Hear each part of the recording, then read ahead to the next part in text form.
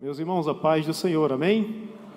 Eu quero convidar toda a igreja a abrirem as vossas Bíblias no livro de Atos dos Apóstolos, no capítulo de número 8. Enquanto os irmãos estão procurando, eu quero fazer um convite muito especial. Amanhã, a partir das 17 horas, segunda-feira, feriado, nós estaremos ali na Praça do Rotary, fazendo um trabalho de evangelismo. E gostaríamos de convidar cada um de vocês para estarmos todos lá juntos, louvando a Deus naquela praça, pregando a palavra do Senhor e abençoando cada pessoa que por ali passar. Amém? Uma outra coisa que eu gostaria de convidar os irmãos era para se engajar no projeto Caminhar, que já foi divulgado pelo nosso pastor nesta noite. E para tanto, há algumas maneiras dos irmãos poderem se aproximar mais de nós. E uma delas é através de um formulário. Esse formulário, você pode preencher ele tanto por meio de um link, que será enviado posteriormente nos grupos da igreja, e também pelo QR Code, que os irmãos estão vendo aí. Se você fizer a leitura desse QR Code agora, você vai ser direcionado para preencher um pequeno formulário. E eu garanto que os irmãos não vão gastar nem um minuto para fazer isso. E quem não quiser fazer pelo QR Code ou pelo link que será enviado nos grupos da igreja, os irmãos podem procurar nossa irmã Pamela. Irmã Pamela pode ficar de pé, irmã Pamela? Podem procurar a irmã Pamela, que ela está com alguns formulários aqui impressos. Esta conferência missionária que está para acontecer é apenas o pontapé inicial de um grande projeto que será desenvolvido pelo setor 7 aqui. Então convidamos a todos os irmãos para se engajarem, porque o nosso desejo é romper as 4 paredes e alcançar muitas pessoas que estão lá fora precisando ouvirem falar do nome de Jesus. Então contamos com cada um dos irmãos, amém? Atos dos Apóstolos, capítulo de número 8. Só fazendo um agradecimento a toda esta igreja que nos recebeu tão bem há cerca de 3 anos. Nós temos sido tão amados aqui, irmãos, tão abraçados e tão cuidados, que nós só temos a agradecer. Quando nós chegamos do Pará e viemos morar em Pau dos Ferros, o Senhor nos trouxe com uma missão de ajudar na obra ali em Hereré, Ceará, uma cidade de 7.000 habitantes e que estava precisando de pessoas para ajudar naquela obra. E antes de retornar para o Rio Grande do Norte, o Senhor falou ao nosso coração que nos traria e nos colocaria ali para ajudar naquela obra. E durante 5 anos e meio, somando-se 2 anos e meio ali em Pau dos Ferros e 3 anos morando aqui em Mossoró, nós fizemos incontáveis viagens para aquele município para ajudar na obra do Senhor. E ali a igreja começou uma reforma e no final de semana passado essa reforma foi concluída. Teve a festa de comemoração, de inauguração, e no último dia de festa, com a nossa missão cumprida, nós chegamos para o pastor e pedimos a nossa carta de mudança aqui para Mossoró. Então nós louvamos a Deus, porque em tudo o Senhor tem cuidado de nós. Amém? Atos capítulo 8, versículo 1. Diz assim a palavra do Senhor: E também Saulo consentiu na morte dele, e fez-se naquele dia uma grande perseguição contra a igreja que estava em Jerusalém. E todos foram dispersos pelas terras da Judeia e da Samaria, exceto os apóstolos. E uns varões piedosos foram enterrar Estevão e fizeram sobre ele grande pranto. E Saulo assolava a igreja, entrando pelas casas e arrastando homens e mulheres, os encerrava na prisão. Mas os que andavam dispersos iam por toda parte, anunciando a palavra de Deus. E descendo Filipe à cidade de Samaria, lhes pregava a Cristo. E as multidões unanimemente prestavam atenção ao que Filipe dizia, porque ouviam e viam os sinais que ele fazia. Pois que os espíritos imundos saíam de muitos que os tinham, clamando em alta voz. E muitos paralíticos e coxos eram curados. Quantos podem dizer amém? Hoje, pela manhã, orando, falando com o Senhor, pedi direção para estar trazendo essa palavra. Essa palavra que um dia transformou a minha vida e que transformou a vida de cada um de vocês que estão aqui nesta noite. Porque nós cremos que essa palavra ela é viva. Essa palavra ela é eficaz. Essa palavra ela vai muito além do que os nossos olhos podem ver, do que a nossa mente pode imaginar.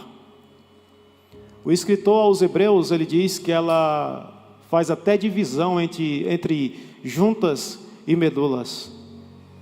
Ela tem um poder de penetrar tão fundo na vida do homem, que produz mudanças que ninguém mais poderia produzir. Mudanças que homem algum poderia produzir na minha vida e na sua vida. Essa palavra tem o poder de fazer isso. E olhando para esse texto, lendo esse texto, o Espírito Santo ele falou profundamente ao meu coração, e o meu desejo nesta noite é compartilhar com você. Antes eu quero trazer um pouco do contexto em que esse texto se encontra. Quando nós vamos para o capítulo 1 de Atos dos Apóstolos, Lucas ele faz a descrição, de certa forma pormenorizada, do que aconteceu antes de Jesus retornar para o céu. E ele diz que Jesus ele faz um discurso ali, e os seus discípulos estão presentes. E ele diz, no mínimo ali, 3 coisas para eles. Primeira, que eles ficassem em Jerusalém. Segunda coisa que Jesus disse, que o Espírito Santo, aquele que viria para habitar neles, ele desceria. E terceiro, quando isso acontecesse, quando eles fossem revestidos do alto, eles se preparassem para pregar a palavra, não apenas ali em Jerusalém, mas também em toda a Judeia, em Samaria, e como diz o escritor, até aos confins da terra. E é muito interessante esse capítulo 1 de Atos dos Apóstolos, porque a própria Maria, mãe de Jesus, ela estava lá entre os discípulos e ela ficou lá aguardando o cumprimento dessa promessa, porque ela também queria do alto ser revestida de poder. No capítulo de número 2, nós vemos o cumprimento desta promessa que Jesus fez. Lucas escreve que estavam todos reunidos no mesmo lugar. E de repente, ouviu-se do céu um som. E esse som era como de um vento veemente e impetuoso. Ou seja, era forte, era ardente, era algo que realmente conseguia abalar as estruturas do ser humano, porque aquilo encheu toda a casa. E quando se olhava, via sobre eles línguas como que de fogo. E hoje à tarde eu confesso aos irmãos, e eu preciso abrir aqui um parênteses antes de continuar, eu chorei lendo essa mensagem, porque o Espírito Santo me levou há cerca de 20 anos atrás. Eu era apenas um adolescente, tinha 14 anos, hoje estou com 34. E eu lembro, meus irmãos, que naquela época, com 14 anos, com os meus colegas ali no interior do Ceará, em uma comunidade pequenininha, chamada de Tomé Vieira, surgiu no nosso coração, enquanto adolescentes, receber dons espirituais de Deus. E eu lembro que nós começamos a orar, e a igreja era uma igrejinha pequena, havia rachado, e assim nós não podíamos mais congregar naquela igreja. Então a associação da comunidade ofereceu um galpão, para que nós pudéssemos assim estar realizando os cultos. E eu lembro que o galpão, ele tinha uns portões, que não era um portão totalmente fechado, era apenas um portão de grades. E como ficava muito central, todo mundo que passava via quem estava dentro daquele galpão. Então nós tivemos uma ideia. A hora que nós temos para orar é entre as 11 e ao meio-dia. Então vamos pegar umas cortinas, vamos falar com a esposa do dirigente, vamos colocar essas cortinas nos portões e vamos começar a orar, porque primeiro nós queremos ser batizados com o Espírito Santo, nós queremos receber dons de profecia, nós queremos receber dons de revelações, nós queremos ser usados em cura, e para isso nós precisamos buscar. Então imagine vários adolescentes nessa busca diária, nesse desejo diário de encontrar mais de Deus, de receber mais de Deus, e de experimentar aquilo que o Senhor tem para nos entregar. E eu lembro que eu tinha um sonho também, e esse sonho era pessoal, e é até engraçado contar isso hoje, mas é necessário, que era conhecer o litoral. E o litoral mais próximo do Hereré era Tibau. E eu lembro que no início do ano letivo, a professora chegou para os alunos e disse: olha, se vocês quiserem trabalhar durante o ano inteiro, no final do ano, nós vamos pegar o dinheiro e vamos para Tibau. E nós passamos o ano inteiro naquela labuta, e era vendendo sorteio, e era fazendo muitas coisas para poder angariar recursos, até porque nós não tínhamos dinheiro. Então, mais ou menos no dia 8 de dezembro, faltava uma semana para esta viagem, o presbítero da igreja, dirigente, irmão Gonzaga, que até hoje é dirigente lá, ele disse: venha para frente quem quer ser batizado com o Espírito Santo. E fomos com aquele desejo de sermos batizados com o Espírito Santo. Irmãos, e naquele dia, eu tive uma experiência com Deus que marcou para sempre a minha vida. E hoje à tarde eu lembrei dessa experiência e eu chorei na presença do Senhor lá na minha casa. Porque naquele dia, enquanto ele estava orando, o Senhor, ele abriu os meus olhos espirituais. E ele me permitiu experimentar coisas que eu nunca tinha experimentado. Ele me permitiu provar coisas que eu nunca tinha provado. E eu lembro que o meu sentimento era como se eu fosse subindo uma escada durante aquela oração. E a cada novo degrau que eu pisava, era como se algo diferente acontecesse e melhor ficava. E eu queria me aproximar cada vez mais, eu queria continuar subindo aqueles degraus, porque aquela experiência era maravilhosa. E naquele dia, o Senhor marcou a minha vida.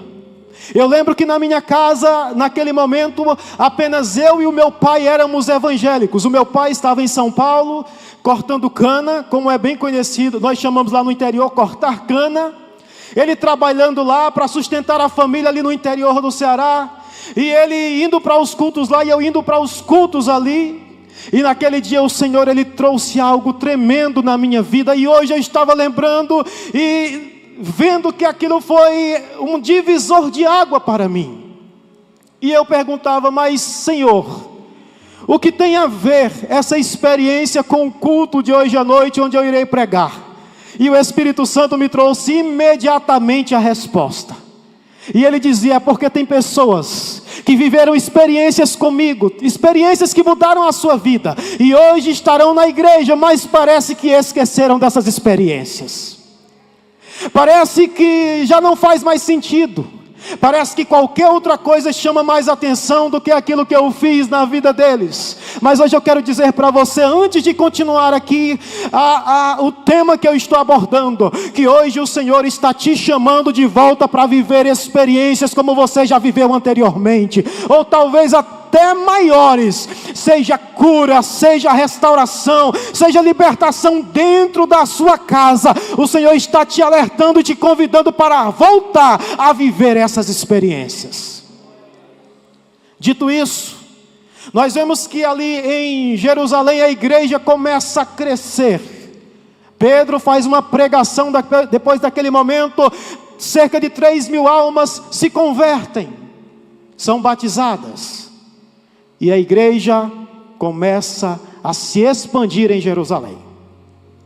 Porém, a igreja cresceu e as responsabilidades também. E com isso os apóstolos já não davam mais conta de resolver tudo e de atender todas as demandas que ali surgiam. Assim, eles separam diáconos. Dentre esses, havia Estevão e havia também Filipe. Estevão, além de fazer todo o trabalho ali diaconal, também era um exímio pregador da palavra de Deus. E por isso, levantaram-se em complô contra ele. E por fim, ele foi apedrejado. Quando Estevão é apedrejado e morto fora da cidade, diz a palavra do Senhor que levanta-se uma grande perseguição contra a igreja que estava em Jerusalém. E naquela perseguição, nós chegamos aqui à leitura que nós fizemos hoje, e aonde nós queremos nos debruçar mais. Diz a palavra do Senhor que aquela perseguição fez com que toda a igreja saísse de Jerusalém, com exceção dos apóstolos. Se espalharam por toda a Judeia, se espalharam por Samaria. E uma coisa me chamou muito a atenção nessa leitura, é que enquanto eles caminhavam, eles não se distraíam. Enquanto eles caminhavam, eles pregavam a palavra do Senhor. Enquanto eles caminhavam, eles falavam sobre Jesus. Enquanto eles caminhavam, eles anunciavam o Evangelho, ou seja, levavam a novidade de vida para todos quantos eles tinham acesso. E alguns questionamentos começaram a vir à minha mente enquanto eu meditava nesse texto. Porque às vezes, irmãos, nós colocamos tantas dificuldades para falar de Jesus para alguém. Nós colocamos tantas impossibilidades até para falar de Jesus para alguém. E quando nós olhamos para uma igreja que estava sendo perseguida, uma igreja que estava sofrendo, porque Lucas escreve que Saulo ou Paulo entrava nas casas, prendia os homens, prendia as mulheres, arrastava-os e lançava-os na prisão. Mas, apesar de tudo isso, eles continuavam pregando a palavra do Senhor. Não importava o quanto eles estivessem sofrendo, não importava as circunstâncias que estivessem ali oprimindo a igreja estava falando de Jesus. Por falar nisso, será que você já falou de Jesus para alguém durante essa semana que passou? Será que você falou de Jesus para alguém lá no seu trabalho, lá na sua faculdade, dentro da sua casa? Será que você falou de Jesus para alguém? E talvez você possa colocar alguma dificuldade para me explicar que durante a semana que passou, você não tenha conseguido falar de Jesus para alguém. Só que independentemente de qualquer dificuldade, nós precisamos e nós podemos falar sobre Deus, sobre aquele que é soberano, que é poderoso, que é tremendo, que está acima de tudo e de todos. E eu provo isso na sua palavra. No livro de 2 Reis, capítulo de número 5, a Bíblia diz que havia um homem chamado Naamã, que era chefe do exército do rei da Síria. Aquele homem, ele leva uma menina israelita para dentro da sua casa, como prisioneira, como escrava, como serva. E dentro da sua casa, aquela menina, ela estava servindo a esposa de Naamã. E a Bíblia diz que aquele homem, ele era valoroso, porém era leproso. Mas um dia, aquela menina, em uma terra distante que não era a sua, em um meio que não era o seu, em uma cultura que não era a sua, ela se levanta para a sua senhora e diz: tomara que o meu Senhor estivesse diante do profeta que está em Israel ou em Samaria, porque se ele estivesse lá, com certeza ele seria curado. Deixa eu te fazer uma pergunta.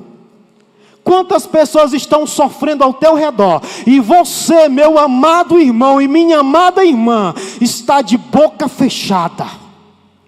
Quantas pessoas estão sofrendo ao teu redor, e você, por medo de fazer uma oração, tem se calado diante dessa circunstância?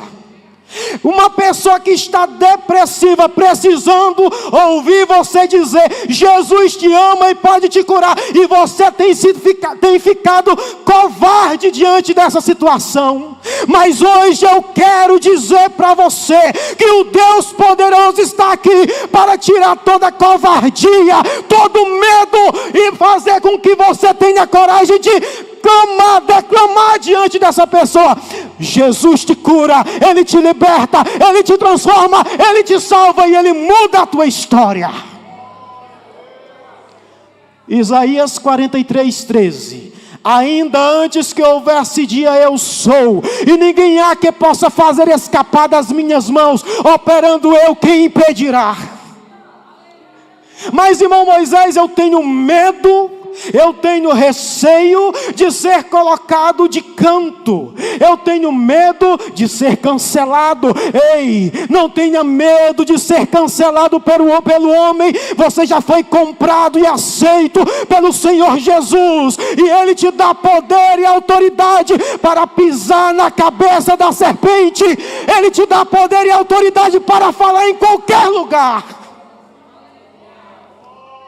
Irmãos, o evangelho não é brincadeira, e eu amo essa palavra porque ela mudou a minha vida.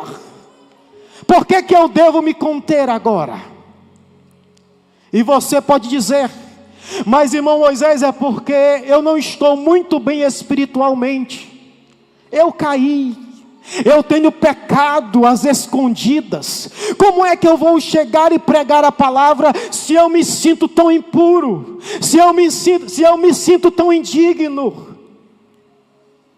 Capítulo 6 de Isaías, a palavra do Senhor diz assim: no ano em que morreu o rei Uzias, eu vi ao Senhor assentado sobre um alto e sublime trono, e o seu cetro enchia a casa. Então eu olhei e vi que haviam serafins sobre ele, e aqueles serafins, eles tinham 6 asas cada um, com 2 cobriam os seus rostos, com 2 cobriam os seus pés, com 2 voavam, e eles clamavam uns para os outros dizendo: Santo, Santo, Santo é o Senhor dos exércitos, e toda a terra está cheia da sua glória. Os umbrais das portas se moviam com a voz dos que clamavam, e a casa se encheu de fumaça. Aí, quando eu vi tudo aquilo, dizia o profeta Isaías, eu disse: ai de mim, quem sou eu? Eu sou um homem que a minha boca é impura, os meus lábios são impuros. e os meus olhos viram o Rei, o Senhor dos exércitos. Com certeza eu hei de perecer. De repente, um anjo voa até o altar, e com uma tenaz ele tira uma brasa viva do altar, e ele vai até o profeta, e ele toca nos lábios de Isaías. Os irmãos já estão entendendo, né? Não tem boca impura que o sangue de Jesus não transforme. Não tem boca impura que o poder do Senhor não possa mudar. E hoje é noite de mudança nesse lugar. Hoje é noite de transformação nesse lugar. Irmão Moisés, eu passei a semana falando besteira. Hoje é dia de se reconciliar com o Senhor, e amanhã voltar falando a verdade. Quando o anjo toca a boca de Isaías, ele diz: olha, eu toquei a sua boca com essa brasa. A tua iniquidade ela foi tirada, e o teu pecado foi purificado. Na mesma hora o Senhor brada e diz: a quem enviarei? Quem há de ir por nós? E de repente Isaías se levanta e diz: eis-me aqui, envia-me a mim. Cadê o povo nessa noite que vai dizer: eis-me aqui, envia-me a mim? Eu irei, ninguém vai me parar. Perseguição não para crente, não, doença não para crente. Até quando o Senhor te leva para o hospital, você vai pregar lá dentro, você vai orar e pessoas serão curadas, você vai ganhar almas para o Senhor naquele lugar. Mas irmão Moisés, não adianta, a minha vida está uma bagunça. Só Deus sabe como está a minha vida relacional. Cadê a resposta, irmão Moisés? João capítulo de número 4. A palavra do Senhor diz que Jesus assenta-se próximo a um poço em Samaria, em uma cidade chamada Sicar. E de repente os seus discípulos vão até a cidade para comprar comida. De repente uma mulher se aproxima para pegar água no poço. Jesus começa um diálogo com aquela mulher. Ela logo diz: eu sou samaritana, portanto você que é judeu não pode falar comigo. Jesus insiste com ela, e ele diz: olha, se tu souberas quem é que está te pedindo água, você lhe pediria água, e eu lhe daria água viva. Outra coisa, se eu te der água, a água que eu te der, ela se fará em você uma fonte. Não é um poço, é uma fonte. Porque poço fica parado, fonte não. Fonte jorra e se espalha. E quem estiver perto pode ser alcançado por aquela água. Jesus olha para aquela mulher, descreve a sua vida relacional, e ela diz: vejo que tu és profeta. Quando Jesus se revela àquela mulher, a primeira atitude que aquela mulher faz é ir até a cidade, convidar outras pessoas dizendo: venham comigo, porque eu encontrei um profeta. O que tem a ver isso, irmão Moisés? Você é um instrumento nas mãos do Senhor. Alguém está esperando você chegar até Ele e dizer: vamos até Jesus, vamos até a igreja, porque eu encontrei a água da vida, eu encontrei o pão que mata a fome do homem, eu encontrei o Salvador que cura, que liberta, que batiza e que leva para o céu. Por último, você pode dizer: Mas se eu fizer isso, eu posso ser excluído de determinados ambientes. E a resposta para você está em João capítulo 9. Diz a palavra que Jesus ia passando e havia um homem que era cego de nascença. Os seus discípulos olham para Jesus e dizem: Rabi, quem cometeu o pecado? O pai ou a mãe desse homem, para que ele nascesse cego? Jesus olha para eles e diz: nem o pai, nem muito menos a mãe. Essa situação é para que o nome de Deus, o nome do Senhor, seja glorificado. É para que as obras de Deus sejam manifestas. Jesus faz algo inusitado. Cospe no chão, faz uma espécie de lodo, coloca nos olhos daquele homem e diz: vá até o tanque de Siloé e lava os teus olhos. Aquele homem vai, cumpre o que Jesus mandou e ele volta enxergando. Primeira coisa, aquilo assustou a população.